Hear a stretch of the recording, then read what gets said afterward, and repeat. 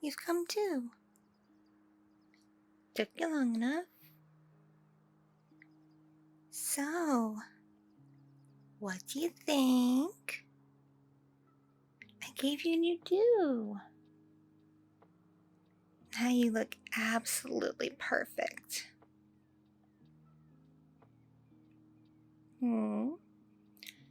Of course it's you. I mean, it's the you I've always imagined in my head. And the you I always knew you could be. I didn't spend months watching tutorials online about cutting and styling hair for nothing, you know. And practicing on dolls and wigs and my friends.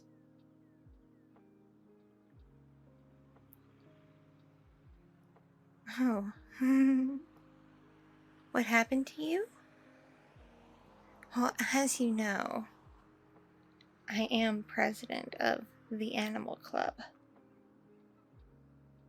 I just simply talked to some of my friends in the science lab about some of their animals, and I got a hold of one of them that may or may not have a specific type of venom, and snuck it into your bag.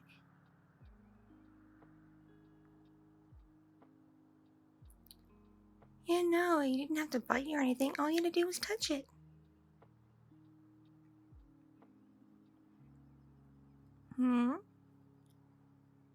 What do I want with you?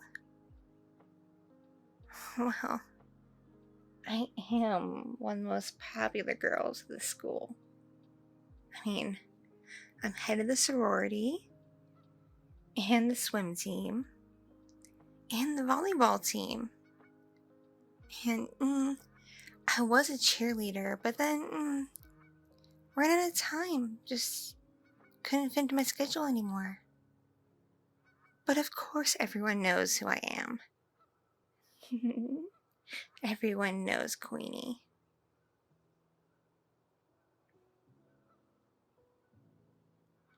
As for you, well, you see, Brad wasn't doing it for me anymore. He just couldn't get with the program. I mean, he looked the part. I mean, like, being on the football team and not too shabby of a student. I mean, he had plenty of time for me until he didn't. He got too busy with his friends and the frats and getting drunk and whatnot. Then he got really boring, because then he started rolling with the stoners, and all he wanted to do was just drink and smoke and party, and not even party in a fun way, and a party in a hang out with a group of people and see how many substances you can shove down your throat kind of way. Boring. Plus, the people he hung out with, for some reason, wanted nothing to do with me. Like, nothing. Sure, they would talk to me and stuff, but when it came to it, all they would do was just chat and chat and chat and chat and chat and chat and chat about just stupid things. Usually, like, cartoons that are trippy and weird, yo. And, like, whatever latest craft beer was available at the bar. Just a lot of bogus stuff that just doesn't matter in the long run. But I've noticed you're awfully quiet. And you keep to yourself. You don't surround yourself with very many people. And those who you do talk to seem pretty mild-mannered, if a bit on the geeky and dorky side.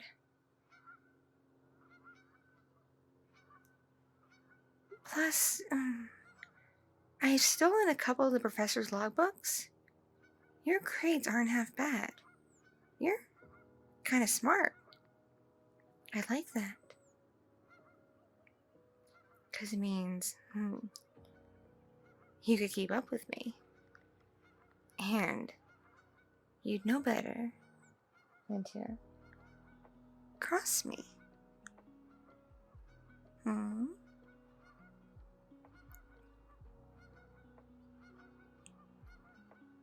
Wow. You really are a dense one sometimes. I like you, silly. Like, more than just casually. I like you. Like you. I'd follow you to the dorms after class. Just kind of stand outside, watching through the window as you go about your evenings.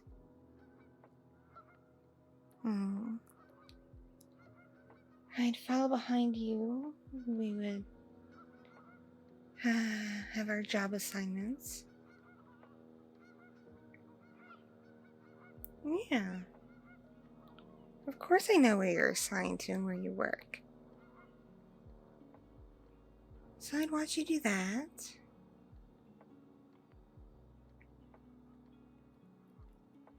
You know, you're actually a pretty hard worker.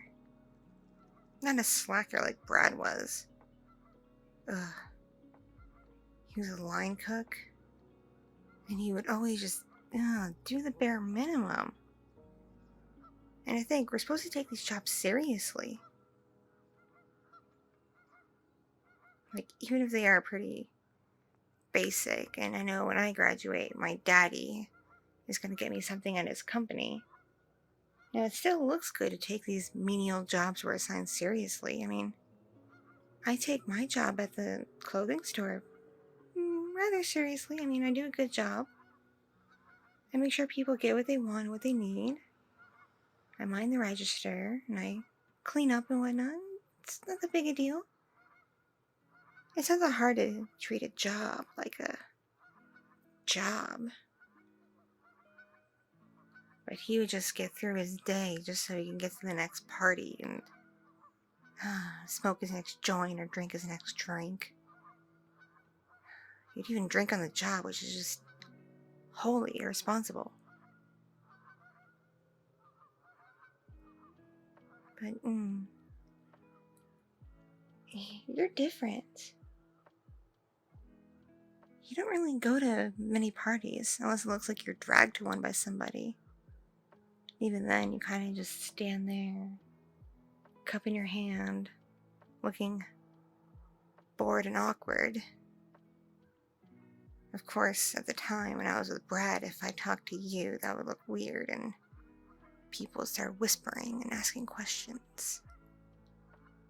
But I'm not with Brad anymore. I dumped him at the perfect place. I told him to meet me at the park where we had our first date. And he thought he'd be nice and try to cheer me up by surprising me with flowers. And it was cute. It was a nice gesture. But after months and months and months of putting up with him while he did all this crap, I just, I couldn't take it anymore. I just threw him in his face. If I had water on me, I would have splashed him.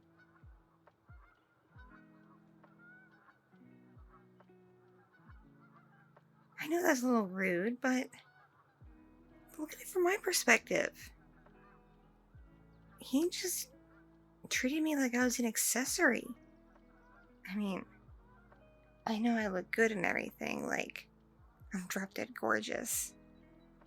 But I'm more than just a trophy to be on somebody's arm. I'm my own person.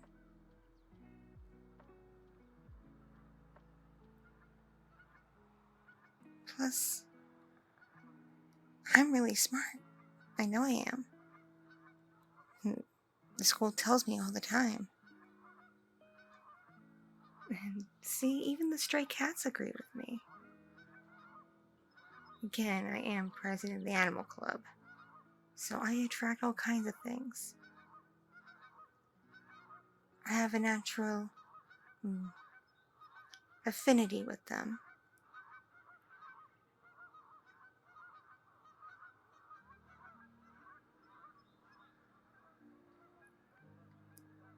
Which does mean if someone crosses me, could get a cat to sneak around and go after them, or a dog to attack. I've done it before.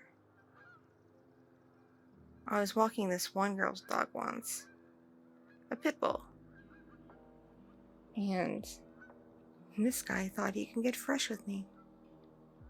He thought he was being real smooth, too, about it, thinking he was flattering me and buttering me up. But he just came off as super creepy. Just borderline rapey. Just, I wasn't having it. And, neither was the dog I was walking. I kept trying to turn him down and tell him to buzz off, but he just wouldn't get the memo. He just went whoosh right over his stupid head.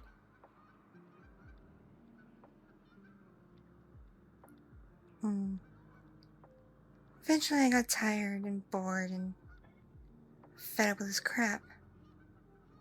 All I had to do was whistle and snap my fingers and the dog lunged. Let's just say that guy was probably limping for months after that. Took a nice chunk out of his ankle.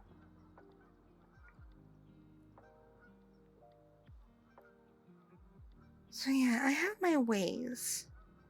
If someone dares to cross me, mess with me, annoy me, you get on my bad side.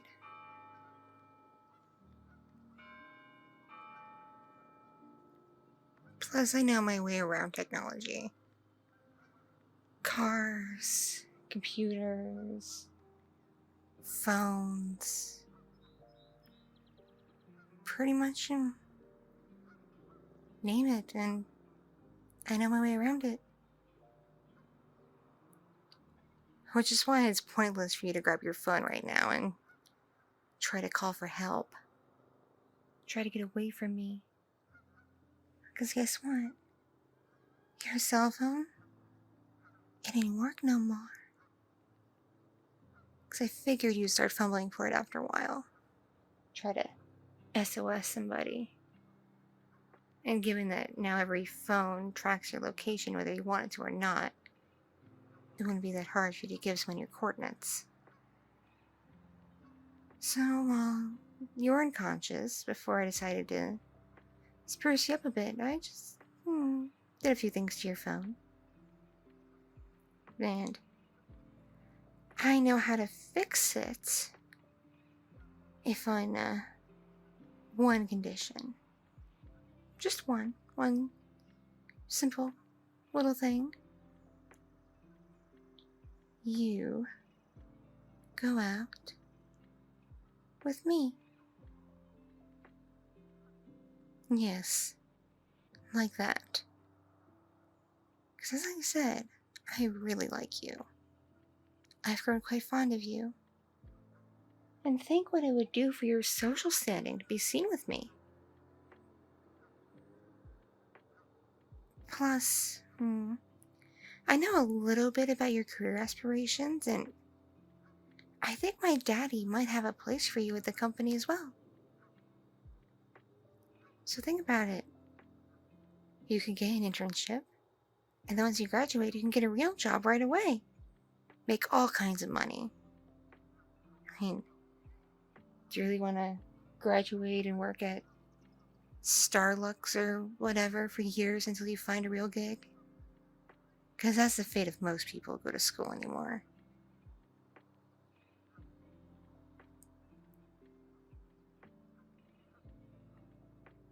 I wouldn't go running to your car just yet, sweetie. You see, there's a bit of a problem with your tires right now.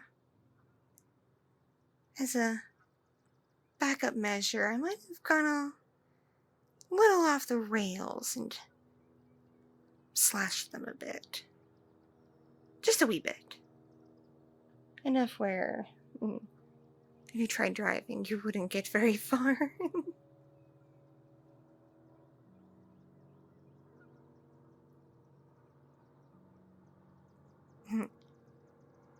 I'm crazy? It says you who isn't chomping at the bit to go out with me. Do you know how many guys, and girls for that matter, would die to be in your position? Think about it. Think about how many people try to ask me out on a nearly daily basis. I practically run this school. And everybody adores me. Maybe that's why I'm so attracted to you. Because you don't fawn all over yourself to talk to me. Like I said, you're a quiet type. Bit of a loner. Who keeps to themselves. That's a stark contrast to the usual people who have pursued me and I've gone out with. But, I know your secret. I know you've had a crush on me since freshman year. I've gone through your things. And when I was going through your phone, I was going through your photos and such. You've been taking pictures of me, you little creep. Quite a few, actually. And you went through this app and added hearts and our names together, and it's all really cute, actually. I know most girls would get weirded out, but I find it strangely sweet. So I think the only reason why you're saying no right now is you can't believe I'm interested in you. You can't believe that I might feel the same way. So, let me put it this way. You go out with me. You love me the way I love you. And things will be great. We'll be the perfect couple. No one would mess with us. And we'd graduate, get awesome jobs, perhaps get married, start a family, and have a beautiful, wonderful, perfect life together. But you keep denying and refusing me. And I'm afraid I'll have to fucking kill you. Okay, see, now you know some of my secrets. And my insecurities. I can't have that. I don't need this stuff getting around. It might knock me from my status. So, it's your choice, really. Go out with me, alright? Perhaps sick an animal on you. Mess with your car more. Who knows? It's your choice, sweetie. You can be my lover. Be my perfect lover. Because, Lord knows, bread didn't really do much for me. He would just get off himself and leave me to dry up. Worthless. Absolutely worthless. But I don't think you'd be that way. I think you'd be more of a giver. You seem like the type. And I really like that in a person. Because I reward people who go out of their way for me. So you'd have nothing but pleasure the rest of your life. The kind of pleasure you only dream about when you watch those movies and read those magazines. I know what you're into. I went through your phone, silly.